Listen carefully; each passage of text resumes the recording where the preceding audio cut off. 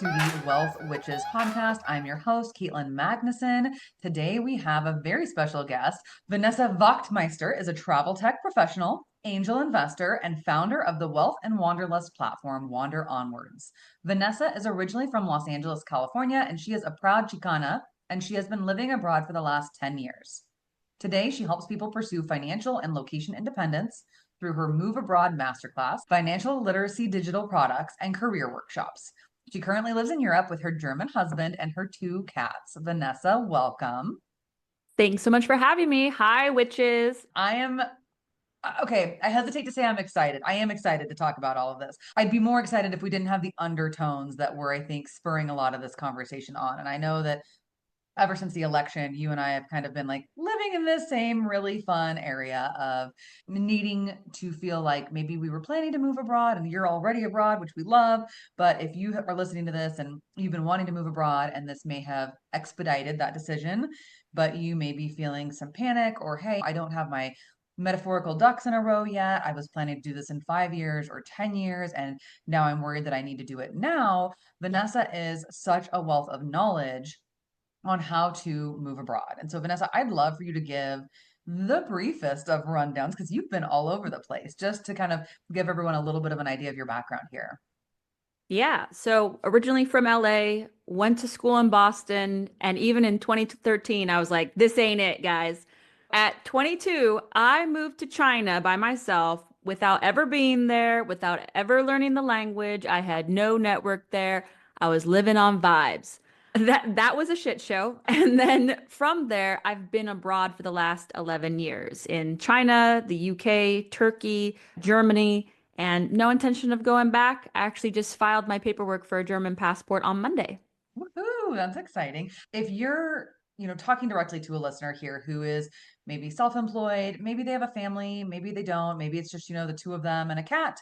I would love for you to, very high level here, touch on some options because you and I, just for some context for anyone listening, after the election results, I've been mutuals with Vanessa for what, like 2 years, I think. And I immediately reached out and was like, hi, I went to book a consult with you and you don't have anything for like 2 weeks. And you're like, I'm on vacation, sorry. But I got a call booked because I've been researching this for a long time. For me, moving abroad has always been part of my retirement plan and even my pre-retirement plan. And this is looking to expedite it. And I'd like to have options. And I kept running into the fact that I felt like I had so many options, it was overwhelming. And then I did the call with you and you're like, I'm so sorry, but I'm going to give you even more options because you have more than you even realized. A lot of times when I broach this topic with someone, they feel the exact opposite of that. They have no idea of what even is available. If someone was looking to move abroad, what are some of the different paths that you have come across or, done with clients?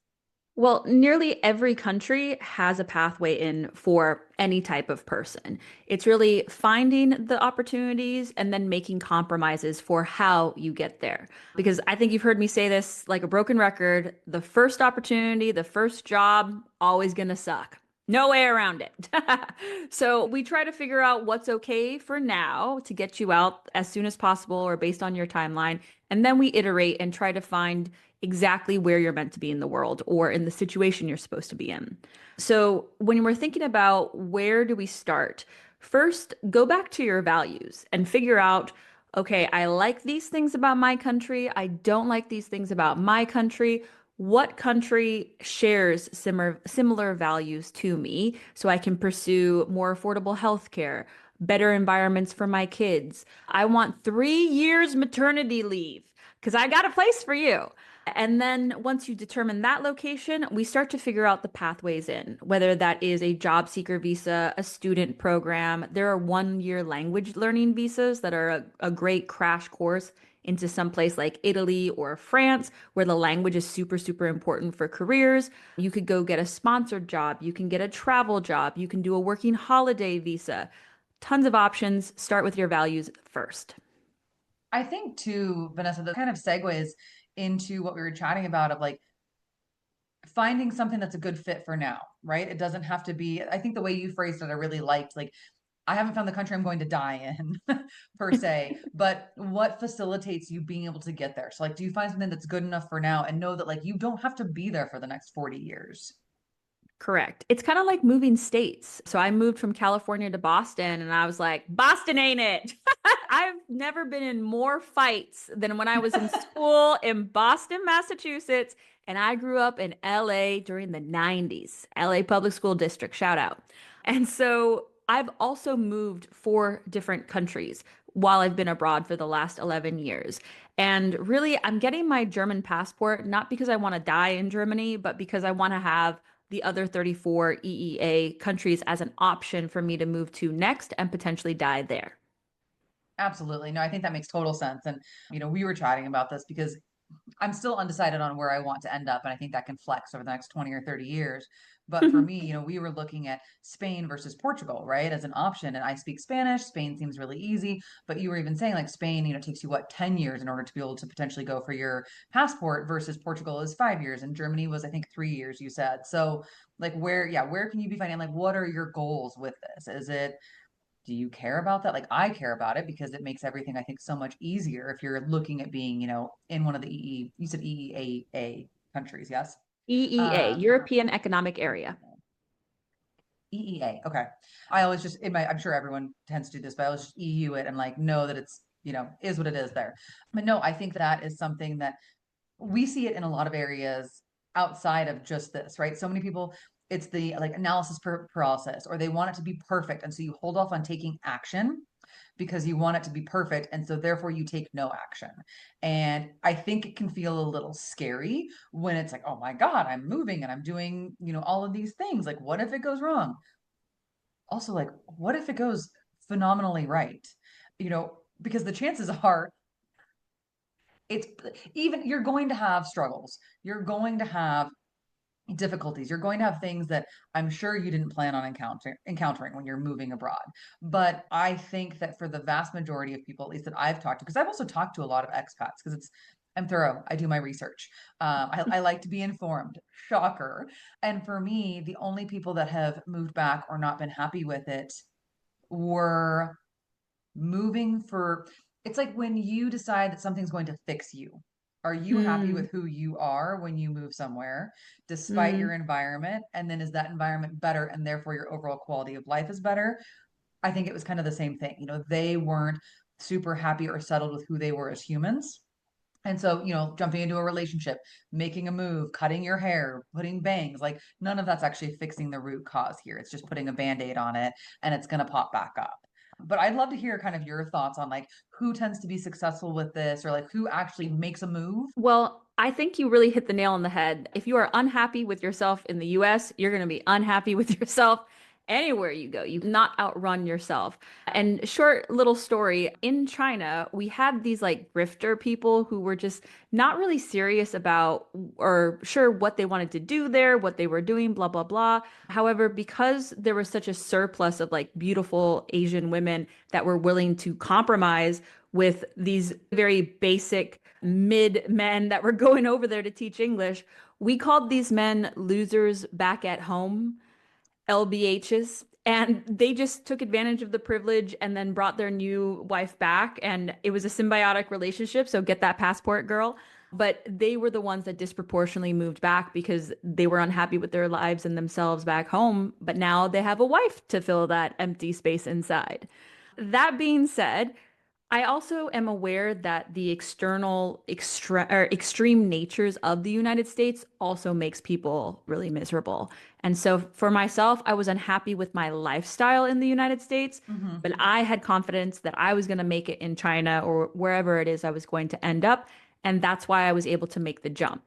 The people who have the confidence in themselves to survive are going to be the ones who do exactly that, and then once that hurdle is overcome, that's when the thriving begins.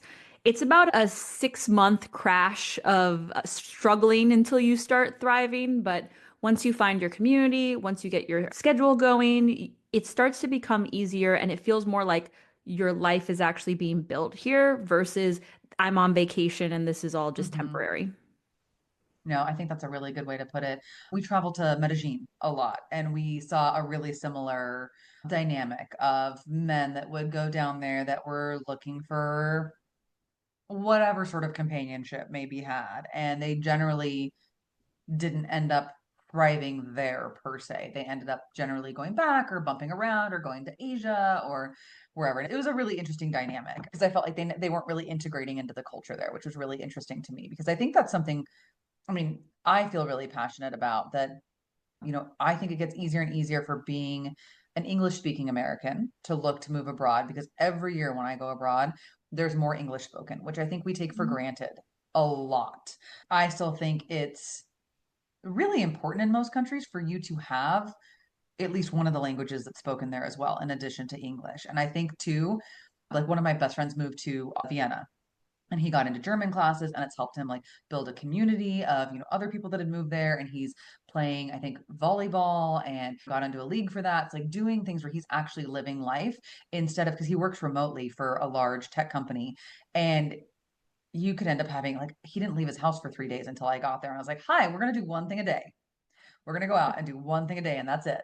And he's like, oh yeah, I do feel a lot better when I leave the house. I'm like, yeah, you're never gonna like integrate. It's gonna take you so much longer if you don't get out and do something. But that was really interesting to me because he was such an introvert and he's doing really well now. He's coming up, he just finished his 2 years being abroad, but he had a really interesting adjustment between like 6 and 12 months for him, If which was intriguing.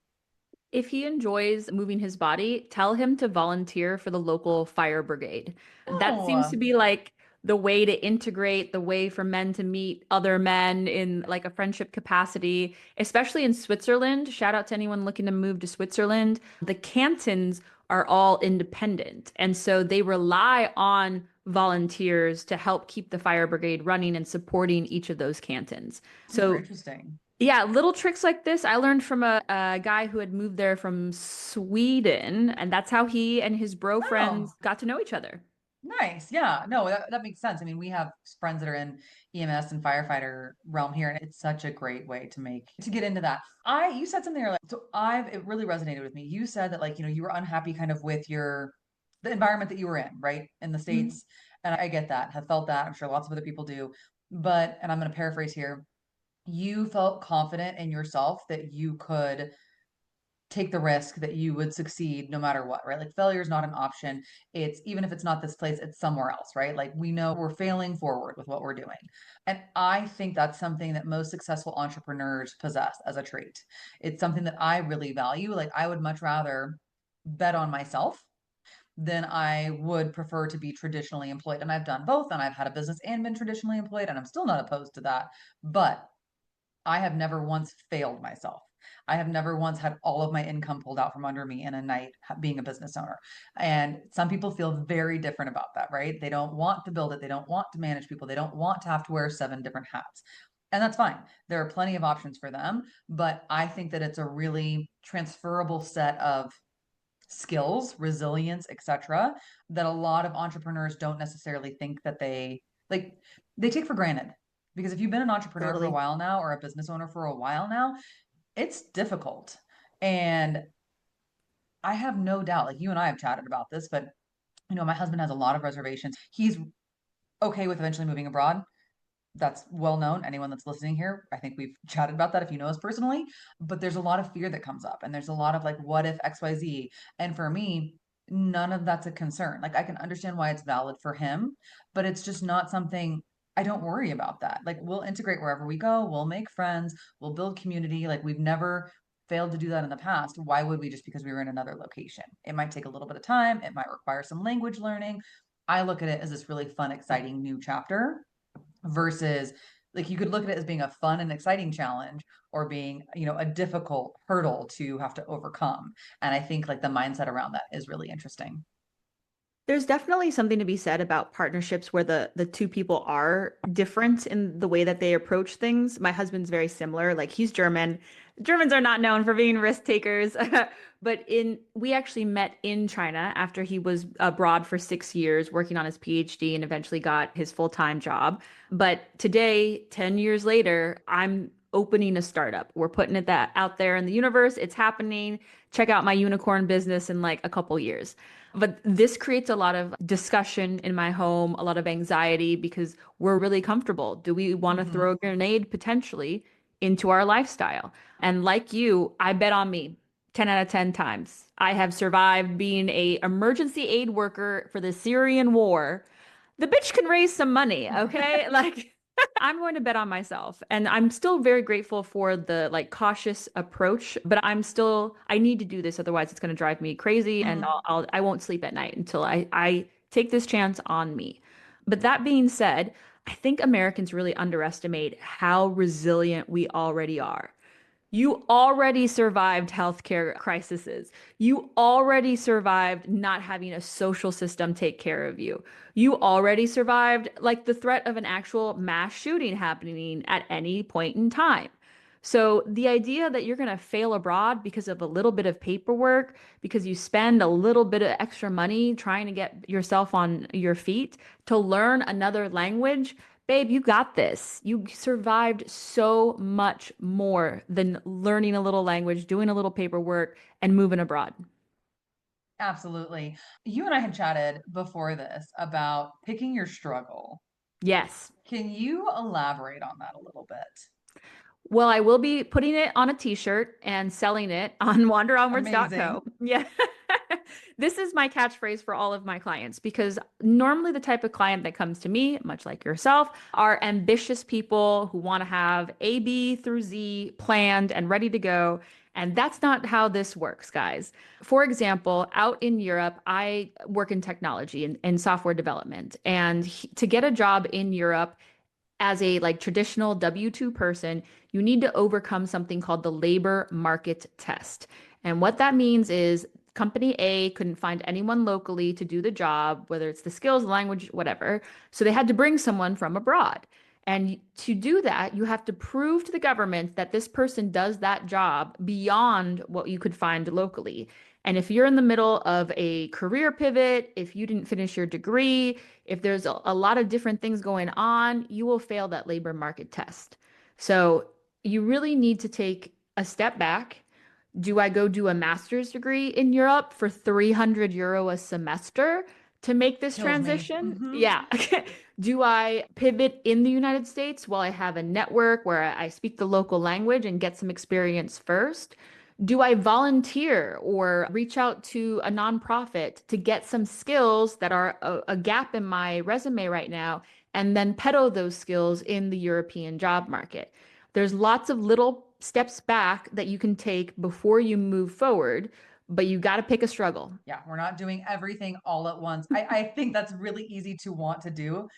And pick one thing, make it simple. We look at the same thing with like financial goals, right? Like pick no more than two things in this case, but like you're not going to make progress if you're trying to pay down debt, if you're saving for a house, if you're, trying to do a vacation fund, you're trying to do like you're spread too thin. Let's just simmer down. And it can be so tough because when you get excited about something, you're like, I'm going to go do this and I'm going to reinvent my whole life. Could I comment on the financial pick a Yes. struggle? Okay. Yes. 2020, little baby Vanessa. She has $100,000 in student loan debt. She is still thinking that she wants a house because that's what everyone and her mom has Yep. always told her. And then the pandemic hits, and she works in travel technology, so she may or may not get laid off at any point. This is when I started my fin education journey, and I was like, let me share all of the resources of financial education that I'm learning about investing in debt while I do it in real time. I sat down my husband and I was like, fuck that house. I'm gonna put $30,000 into my debt and into Yep. investments. And then I ended up paying my debt off in 4.5 years, all 130,000 plus and the 30 was interest. Right. And Because of I was course able, of course, and I was able to invest my way up to a multi six-figure investment portfolio, just as little baby Vanessa. we And love it was that. because we took a risk, we betted on ourselves, we picked a struggle, and then we committed to that struggle for a sprint of 4 to 5 years. And I think Yeah. that's really a valuable lesson that I learned. If you struggle with these long-term goals, shorten them. Couple months, couple years. You can do that if you can see that there's an end point. Hmm. I love to start with something that's like 2 to 3 years and then break it into quarters. So if you're Love like that. just getting started with something cool, maybe it's $25 a month and then like assess in a quarter. Does that feel fine? Can we bump it? And because I think so many people, especially with financial goals, but like this applies to so much of life, will be like, yeah, I'm going to put $800 a month towards debt because I ran the numbers and I hypothetically have that in my budget per month. where has that money been going? Because unless it's been accruing in savings, you've been spending that. So like that's a huge lifestyle change without realizing it. And then they end up backsliding and it's just destroys your confidence. I know that like when you and I were chatting, when it comes to picking your shoulder, you're like, look, you're self-employed, your business is profitable. Like this, you have so many avenues country-wise to like do this. Because I was like, I can do a master's, I can do a language, like I have so many options I could go do. And you're like, just keep it simple, damn it. Like keep it simple. Do what you know. Decide to pivot later if you want to pivot. So I think that's for me, it was just like however the fuck I get out of here. Like just figure something out. And you're like, yeah, but literally you have so many options at your fingertips. Let's chit chat taxes. And we're not gonna get super in depth here, but you had a really good example. So I think a lot of people, and this is something that we were talking about, like I don't worry about it because even if I have to pay extra in taxes, the countries I'm looking at, it comes with amenities, my cost of living is lower, like there's a lot of benefits to it. So I'm okay, especially with paying taxes to a country that supports social services that I'm invested in. But everyone's always worried about, oh, if I'm moving to France or if I'm moving to Germany, if I'm moving wherever, like I'm going to be paying double taxes, like I'm not going to have enough money. So what has that experience looked like for you as an expat living abroad? Well, I've been abroad 11 years. I have never been double taxed ever. Never, ever.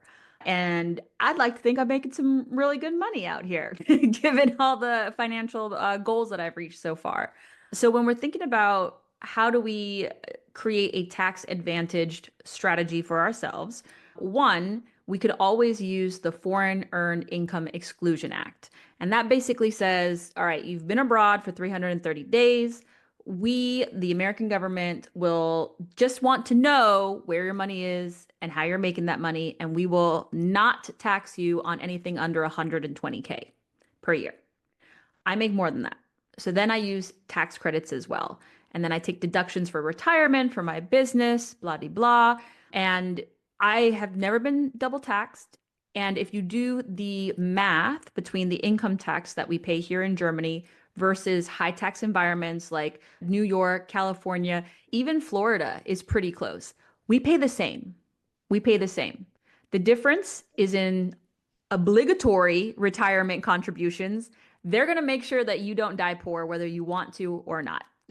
And then unemployment insurance, and then healthcare. All things that you would have paid for anyway at a unlimited price tag. We have requirements here for, and we have caps. So at a certain Mhm. point, you cap out and you don't have to pay anymore. Well, and I think too, something that because I've looked at a lot of the different comparisons, right? Because even if hypothetically you're paying higher taxes, what are you getting for that? But so many of them come out to be relatively equitable if you're looking at places within the US. But also, you then have your out-of-pocket maxes and your deductibles and everything else, like with health insurance that goes along in the US. I have the gold plan, and my out-of-pocket max, I think, is $7,000. But I'm also paying $500 a person per month for health insurance. And so That's it's a lot. like, yeah, no, it's ridiculous. And so you look at like the comparison, and I think you were saying you went to the dermatologist or somewhere, and it was like, I think it was like 40 euros or something for you to get what you needed. And Correct. that's the whole thing that gets missed out too. I feel like the care in general that you're getting is significantly less expensive than you'd be paying with your health insurance in the US in many cases. Could I clarify? I'm so traumatized by the US healthcare system. My parents are paying like 3 grand for two people every month. So is that a lot of money, 7,000 per year? Is it less money? 7,000 per year for the max out of pocket. That's just our copays. And if like I get hospitalized or whatever else on top of what I'm paying for insurance. And actually, I just pulled my insurance card out. Oh, yeah. Yes, my deductible is 1,000 and my max out of pocket is 7,000. So both David and I could get hospitalized and we could be out $14,000 on top of our health insurance premiums. And that is the gold plan. I did not understand that sentence because I'm so desensitized now. Like, I don't understand what you guys are doing in the United States. I've been abroad for 11 years. Fucking off. Honestly, fucking Yeah. off. Like it is the biggest concern that I have is medical bankruptcy living in the Yeah. US, honestly. I believe it. I pay 350 euro per month for the top English speaking private health insurance. They pay for my Botox because I get migraines, obviously. Love that. Yep. And I can do all of my appointments on a phone. There's no such thing as copay here. And my insurance reimbursed me for all of my medication, all of it. I once had a bug bite and I was itching, so I made them reimburse me for that. So they did. Fair enough. But see, I would be happy to pay what I pay in insurance if I didn't have additional out of pocket for it. Totally. Because that out of pocket can be killer for someone, literally. Absolutely. And Yeah. that's assuming that like you even get the procedures approved. I just had to not get totally off based on this. I had a doctor call in labs for me, and one of them was vitamin D, which was something that I have been regularly deficient in, right? Like most of us that live in the Pacific Northwest are. And I get a bill in my, which went to an in-network lab, did all the things, like doctor called it in as medically necessary. I got a bill for $408 from the lab. $91 is all of my other testing and the venipuncture or whatever it was to actually do the blood draw. My vitamin D, they claim, is not medically necessary, and they were charging me like $320 for that. I was like, I would have fucking gone to a naturopath and gotten this because I've gotten all of that done for less than $200 out of pocket before if I would have known that you guys were going to reject this. But it's just, it's shit like that that is like, why? Mm, Like the doctor called it in. So now I'm fighting it on principle because I'm irritated about it. yeah. And why? Like there's stuff like that happens all the time. So it's just, I Yeah. mean, that healthcare is one of the biggest reasons for me for like long-term moving abroad. Also because it's tied to employment in the US. Like, yeah, Yeah. you can go through the marketplace for now, and it's still not the greatest of options. And I don't want to have to work in a full-time capacity at this level for the next 40 years just to have some semblance of health insurance that might keep me from going medically bankrupt. No, That sounds that's awful. not. That is Yeah. awful. That is not the life that you deserve. No. Yeah, no, it's absolutely absurd. Okay, so we've been chatting about like basically I did this consult with you when I freaked out about the election, and we you were so funny. You were like, "Well, yeah, have you seen my master class?" And I was like, "No, I have no idea what you're talking about." And you're like, "Oh, yeah, I need to be advertising more." And I was like, "Yes, yes, you do," because I see all of your other TikToks pop up, but I have seen nothing come across for that. So for anyone that's interested, I would really love for you to touch on your master class because it has been really helpful for me so far. And the resources and the community aspect of it has been really enjoyable, even as someone that had done a lot of research beforehand. So, what can you tell us about it? Yeah, so it's a 5-week program where you will be working with me and a small group of other Americans who are doing exactly what you're doing, so moving abroad. What's particularly special about this program is one, we break it down into little pieces, so all of the like overwhelming sense of fear and dread and research is condensed, and we have a lot of like pre-made resources. I have cheat sheets per country. It's a lot easier to field and navigate. Secondly, we have the community. So we have a group chat on Instagram. We're constantly sharing ideas, thoughts, bitter, angry complaints about the government. It's a real, like, It's a warm hoot. place. Yes. Yes. If you felt isolated or alone, or like you're being gaslit into thinking you're crazy for wanting to move abroad, you will not feel that with this group. Thirdly, if you are a job seeker or a W-2 person, I have a really intensive LinkedIn and job hunting program in there. I even run it through recruiters out here in Europe, and they try to steal ideas from me. So if Oh, you are wondering like, how do I get a job? How do I do my CV? What is LinkedIn and why am I not using it right? It feels like there's nobody in my DMs trying to offer me a job. Come to me, come to the community. The Move Abroad Masterclass runs 4 times a year. And actually, I sold out so much, I had to open 2 cohorts for the spring semester because I didn't want to turn anyone away. I knew everybody was really nervous about the election, rightfully so, and I wanted to help my community and offer a small and exclusive place for you to get that help. I love that. No, it's been really valuable for me to be in there, and I was excited to be able to have you on here because I think, for, like I said, for so many people, just knowing where to even get started is Mm. such a big part of the battle. And then it's okay, now we have to figure out all the nitty gritty and the getting the pets and the getting the spouses and the getting the children and the, whatever we're doing on that front. So I'm really grateful that you did say something about it when we were chatting and I didn't just miss all of it that was going on. So we'll make sure to link all of that information in the notes in here too. Like you love to see people taking action, but you hate the reason for why people are taking action. Like I'd so much rather people take the action because they're like, "Yep, I'm aligned, I want to move," and not because people are like worried, nervous, scared, anxious, like all the other shit that has come up with this. And concerned for their safety and their like ability to leave the country at some point in the future. So, thank you for this. I think this was super valuable. 100%. And actually, the fallout and consequences of that election has spurred so much more like action from my side as a business owner. I can admit I was kind of getting comfortable with like where my business model was at. I've been doing this for a while now. I was like, all right, maybe we can just like coast now and just support the community, support my clients. Eureka. Yeah. Yes, have a break. No break.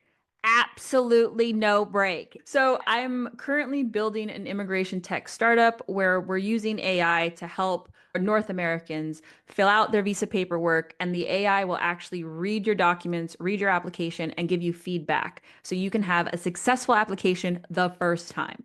So, follow me on Wander Onwards so you can become a beta user. We're launching in Germany first. And I don't know if I would have had the feminine rage enough if it wasn't for this Yeah, it's been a good election. catalyst, all things considered. It really has for my business, for my feminine rage. It's been a weird time, but we're moving forward all together. Understatement of the year. No, the last like 3 months has felt like a year in 3 months, which is just insane to me. So awesome, Vanessa. Thank you so much. I appreciate you having me. If anybody would like to find out more about what we're doing over here, you can check me out at wanderonwards.co, not com. And you can check me out on LinkedIn to see what I'm building and what I'm doing over here in Europe. And start actually doing something with your LinkedIn if you're like me and it's just been hanging out there. That's a wrap for this episode of the Wealth Witches podcast. I hope our magical money talks have left you feeling empowered and inspired. Remember, wealth isn't just about dollars in the bank, it's about abundance and financial freedom in all aspects of your life. I'm Katelyn Magnuson, encouraging you to keep challenging the status quo and embrace your inner witch on this financial journey. Until next time, stay magical.